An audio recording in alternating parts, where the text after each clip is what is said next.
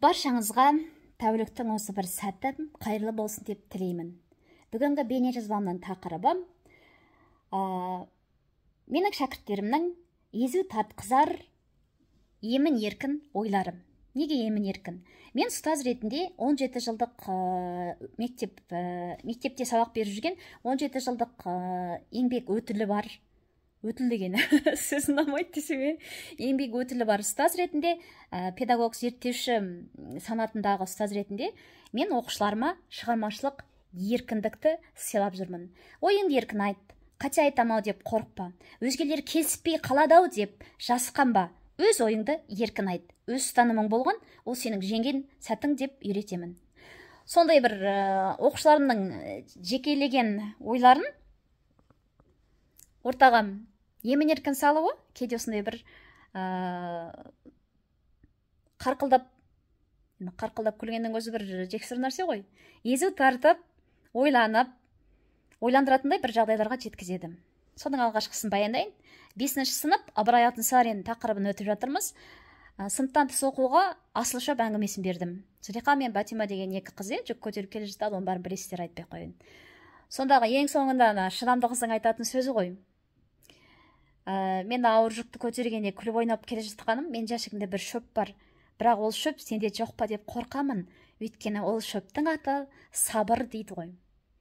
Соны оқушылар сабақ соңында қатты шабыттанып кетіп, ұстаз, рұқсат беріңізші, біз екі оқушыдан жұптасып көрініс қояқшы деді.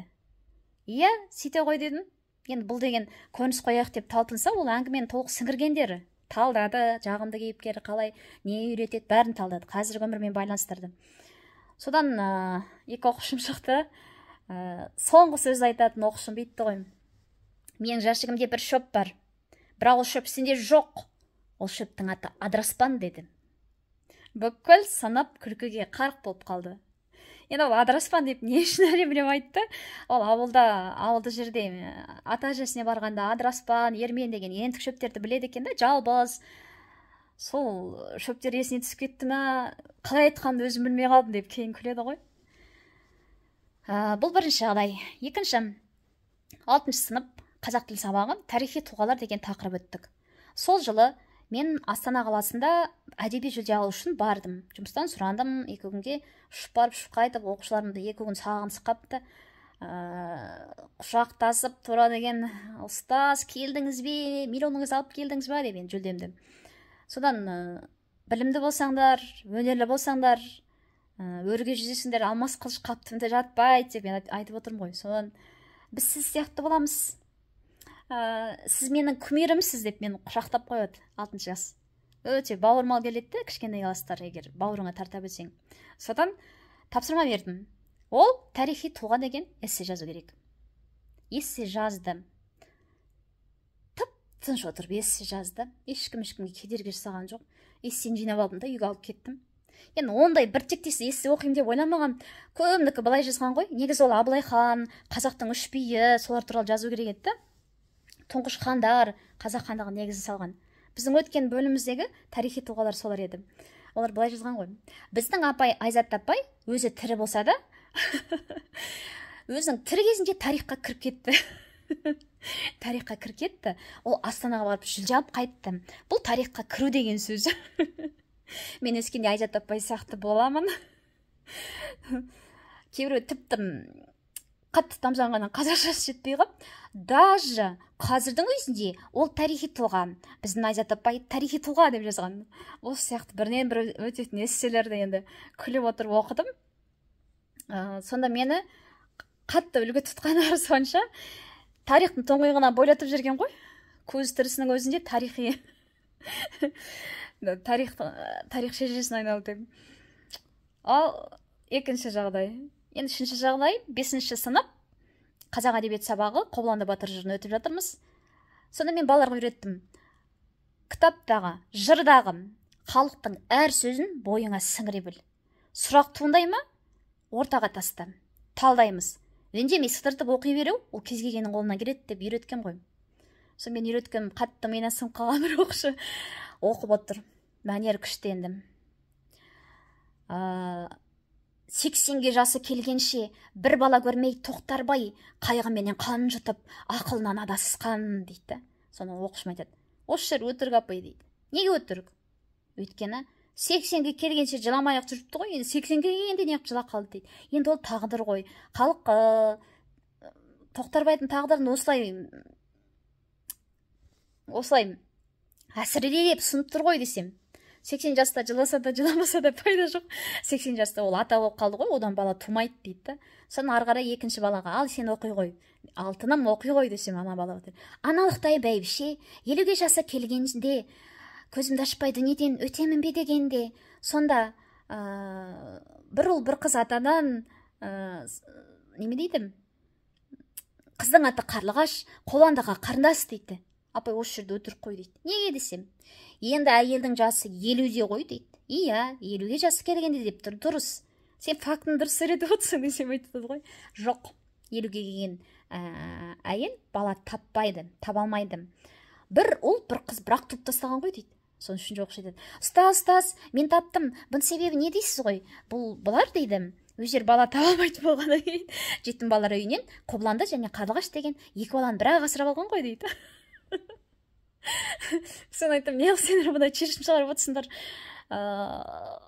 Жырдағы ақиқат бөлек қой десем.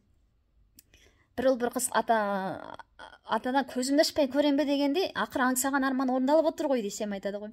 Жоқ, менің әжем 50-де, ол тумайды. Ал енді 80-дегі атаның балам көрмеймін ау деп жылауы дейді, ол бұған дейін жылау керек еді. Сонымен қорытынды Қоланды батыр мен оның қарындасы Қарлығаш екеуі жетім балалар үйінен келген еді ғой. Сонымен Тоқтарбайдың отбасына тәрбиеленген. Одан кейін тағы бір неде Алтын Сақа ертегісі 5-ші сыныптан тыс оқуға бердім. Жақсы талдадым. Сосын ең соңында айттым, ал енді балалар осы жердегі әрбір кейіпкерді қазіргі өмірдегі нақты адамдармен сабақтастырайық. Олар қазір өмірде бар ма сен? Бар дейді. Жалмауыз кемпір бар дейді. Алтын Сақа ертегісінде Жалмауыз кемпір енді әрине жақсы адам рөлінде ойнамайды ғой. Жалмауыз кемпір баланың соңынан қуалайды, атының аяғын тісін жұлып алып атының аяғын қиып түсіреді. Соны айтады ғой. Жалмауыз кемпір бар ма сонда? Сендер қорқасыңдар ма? Зомби, монстр дегенге сенесіңдер ме? Жоқ. Жалмауыз кемпір деген ол педофил дейді. Баланы алдап қолына түсіріп, Жалмауыз кемпірді алдайды ғой. Мен отырсам тұра алмаймын, тұрсам отыра алмаймын, ана Сақан өзің алшы деп баланы алдайды ғой.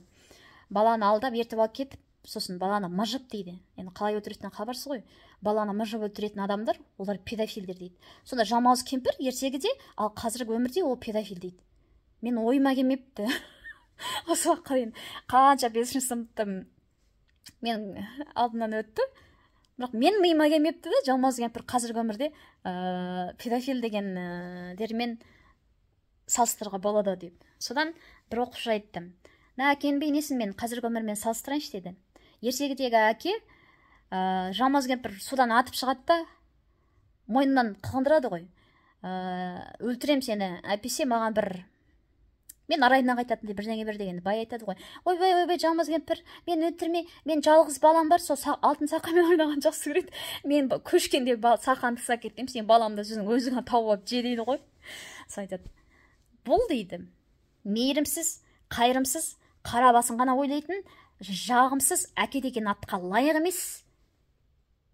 еместердің бейнесі. Мен оны осыны айтып істеймін деді.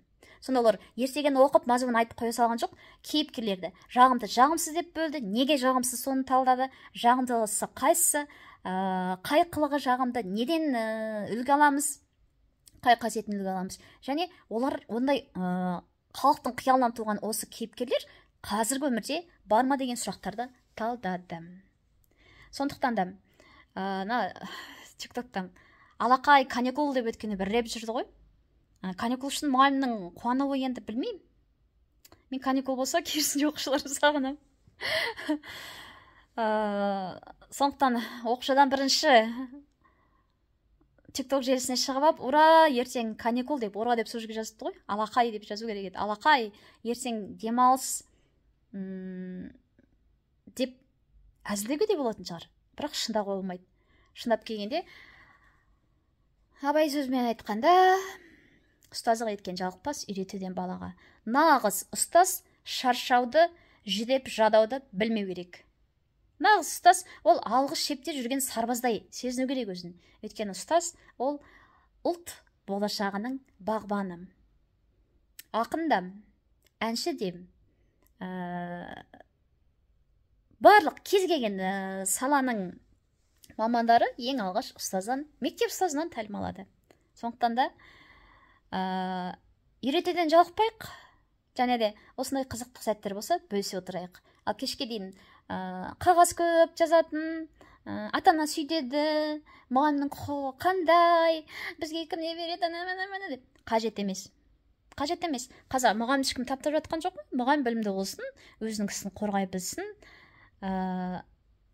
оқушыны сендіріп оқыта білсін, иландыра алсын, және шығармашылыққа жетелесін. Сол кезде ешқандай дау тумайды. Сондықтан да құрметті ұстаздар, үйретуден жалықпайық, ал жаңағындай езу тартар оқиғалар болса, осындай әлеуметтік желілерге бөлісе жүріңіздер. Ал енді біздің апай тарихи тұлға деп мені үгіт тұтып жазған оқушыларым өздеріне одан да үлкен арманды нысана етіп алса екен деймін. Биік арман биікке жетелейді. Мен өзім төмен етіп отырған жоқпын. Менің алған асуымнан да ары қарай одан да жоғары асуларға жетсе екен деймін. Назарларыңызға рахмет.